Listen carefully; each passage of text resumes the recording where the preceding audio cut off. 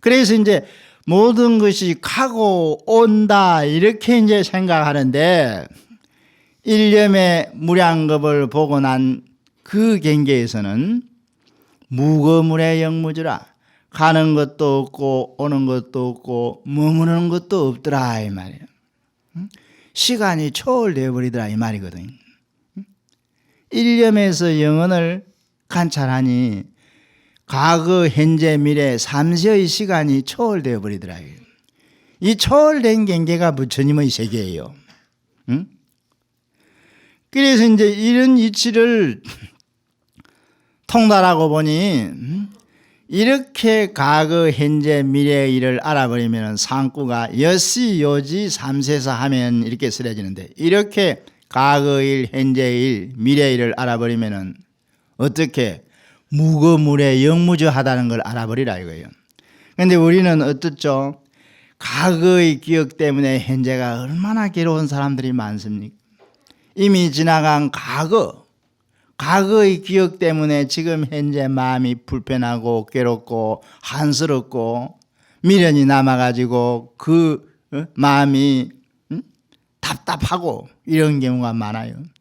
또 미래 문제 때문에, 그러니까 이제 인간의 번뇌는 어떤 찰나적인 순간을 가지고 말할 때는 현재 때문엔 절대 괴롭지 않습니다.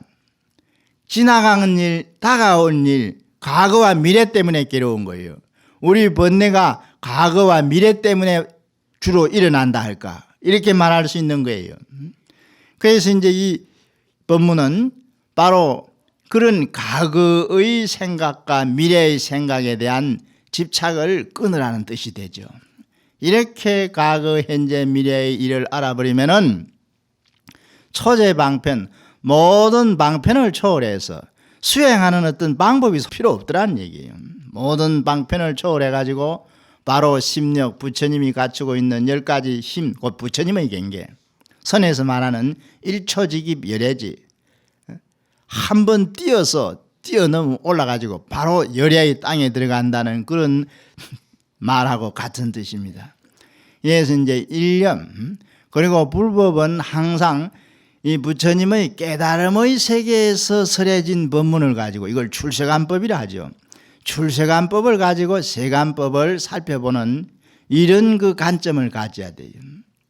이제 이 우리 현실 속에 나타나는 모든 일들이 왜 이런 일이 일어나는가, 그 자초지종의 과정을 분석해 가만히 생각해 보면은 전부 이 세속의 생멸인연법이 부처님의 무의세계의 법에서 다 볼 때는 다 허망한 것이고 실체가 없는 것인데 그 관계를 우리가 잘 관찰하면서 생각해야 된다는 뜻이 됩니다.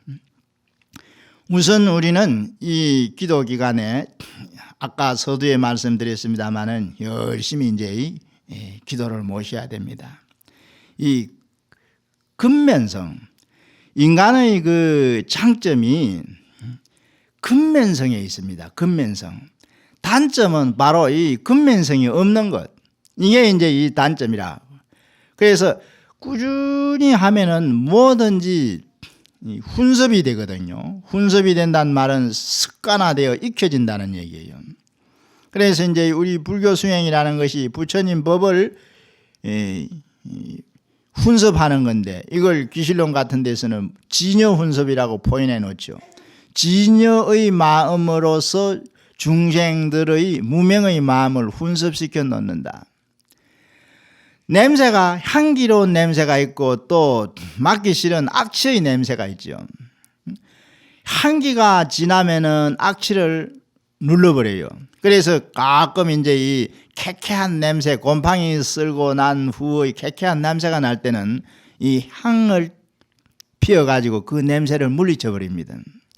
향내음으로써 이제 곰팡이 냄새 같은 걸 이렇게 물리쳐 버린다 이거예요. 반대로 악취의 냄새가 이게 강하면은 향기가 오히려 죽어버리는 거죠. 악취가 더 우세하니까.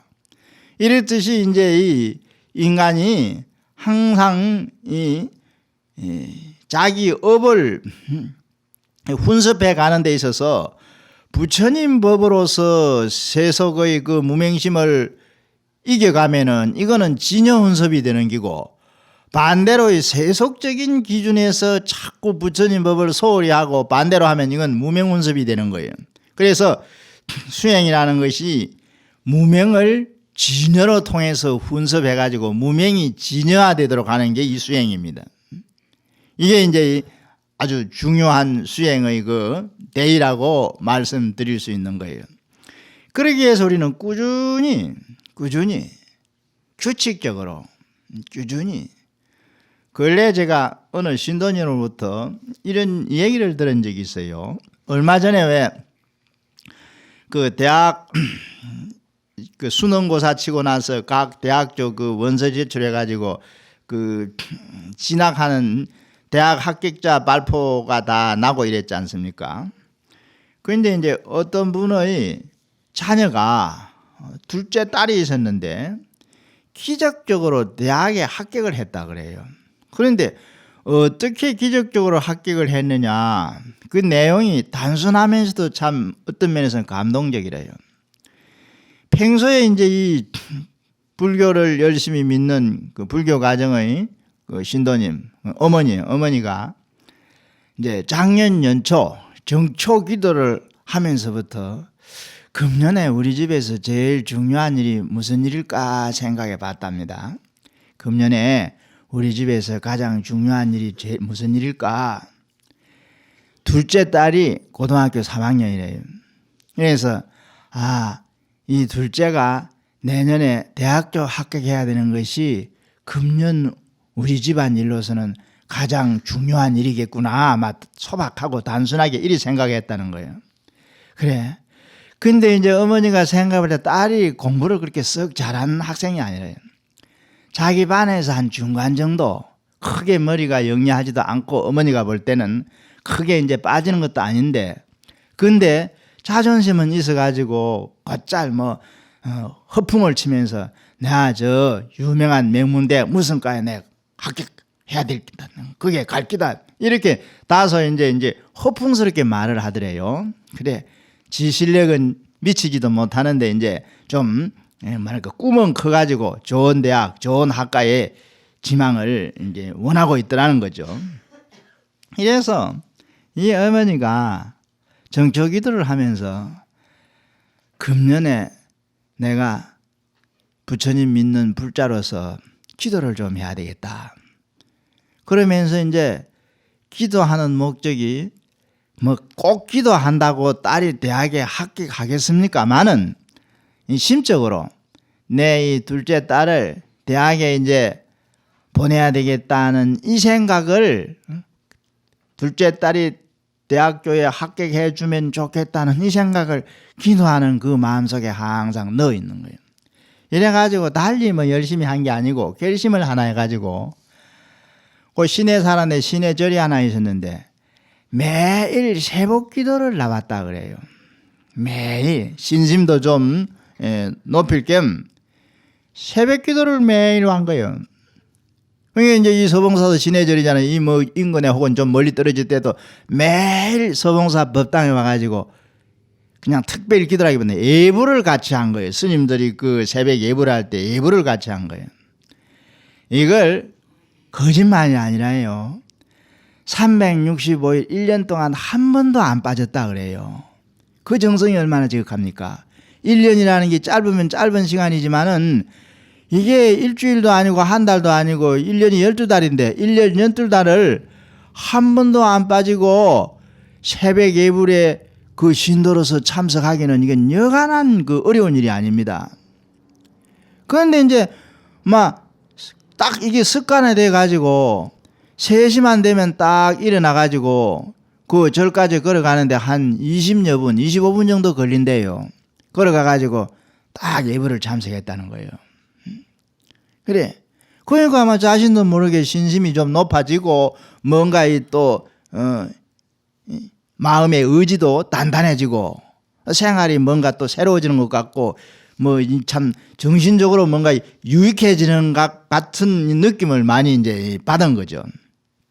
그래서 이제 근데 다른 어머니는 그냥 개인적인 그 불자로서의 그 평소 불교 믿는 마음으로 그냥 단순하게 소박하게 새벽 예불을 그렇게 꾸준히 참석했는데, 다른 뭐 가끔 학교에서 원래고사를 치고 오는 그 성격표를 보는 성적이 크게 향상되지는 않더래요. 그래서 아이고 뭐 안 되면 안 되는 거지. 그래 이제 수능고사까지 쳤는데 썩 좋은 점수가 안 나오더래요. 썩 좋은 점수. 그래서 어떻게 하나 이렇게 참 지가 원하는 좋은 대학은 못 가겠구나. 이 어디 4년째나 제대로 뭐 합격은 하겠나. 뭐 전문대학이야 뭐 들어가겠지만은 이래서 이제 내심 어머니 입장으로서도 좀 서운했어요. 근데 하면은 법당에 이제 새벽 그 예불을 하고 집으로 돌아오다 보니 뭔가 뭐 말인즉 어떤 생각, 느낌이 자기 딸 아무 학과에 그냥 탁 그 지 원하는 과에 비슷한 학교에 여면 될 것 같다 하는 생각이 들더래요. 그래서 이제 원서 쓸 무렵이라 딸을 보고 니 뭐 무슨 과에 간다 했는데 그 어느 대학 막 거기 그냥 여라. 어머니가 그냥 꺼냈더니 딸이 엄마 거기 내 점수 갖고 뭔가 내 그 학교는 도저히 이 점수가 뭔가 어떻게 재수를 할까 어디로 갖고 지금 막 나도 어째야 될 줄 모르겠어. 너 봐라 그냥. 아니 엄마도 내 점수 가지고는 그 학교는 전혀 택도 없다니까. 딸이 자신 없으면 안 된다는 거예요. 그럼 네 하나 재수하려고 하고 그럼 넣어보자. 선생님이 원서도 안 써줄 걸.